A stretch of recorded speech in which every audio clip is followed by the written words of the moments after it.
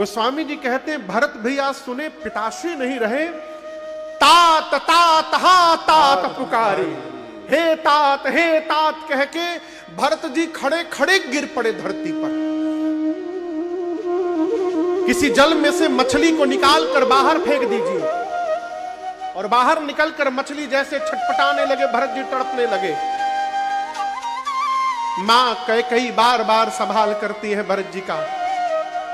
भरत जी कहते मां, भरत के हाथ को रघुनाथ के हाथ में सौंपे बिना मुझे अनाथ करके पिताजी चले गए। कारण बताओ मुझे, क्या बताओ, जोर से बोलिए। कारण, पिताजी को कोई व्याधि नहीं थी, कैसे पिताजी नहीं रहे? अब दर्शन करिए।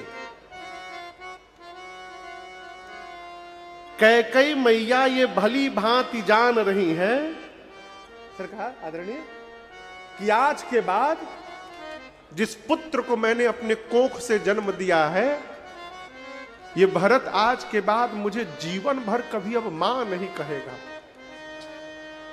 और किसी भी स्त्री के लिए इससे बड़ा कष्ट नहीं हो सकता है कि उसकी अपनी संतान ही उसको मां कहने से मना कर दे। लेकिन कैकई मैया जानती है कि जब तक कैकई तुम समाप्त नहीं हो जाओगी, तब तक तुम्हारा राम महान कैसे बन पाएगा। और आप पढ़िएगा मानस में, कैकई मैया ने कुछ बदल करके और छिपा करके नहीं सुनाया, सब सुनाया। मां ने जो जो किया था विस्तार पूर्वक भरत जी को बताया। अब भरत जी सुनते गए और स्तब्ध होते गए। और जब पूरी बात भरत जी सुने तो गोस्वामी जी कहते हैं भरत जी पिताजी की मृत्यु भूल ही गए।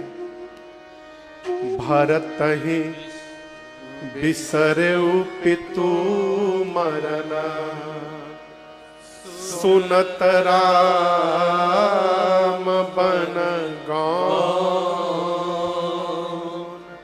हे तू अपन पाँव जानी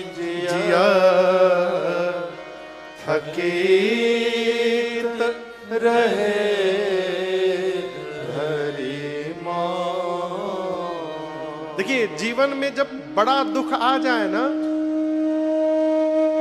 तो बड़े दुख के आगे छोटका दुख अपने आप विस्मृत हो जाता है, हेरा जाता है, वो भुला जाता है। भरत भैया अब तक रो रहे थे कि पिताजी नहीं रहे।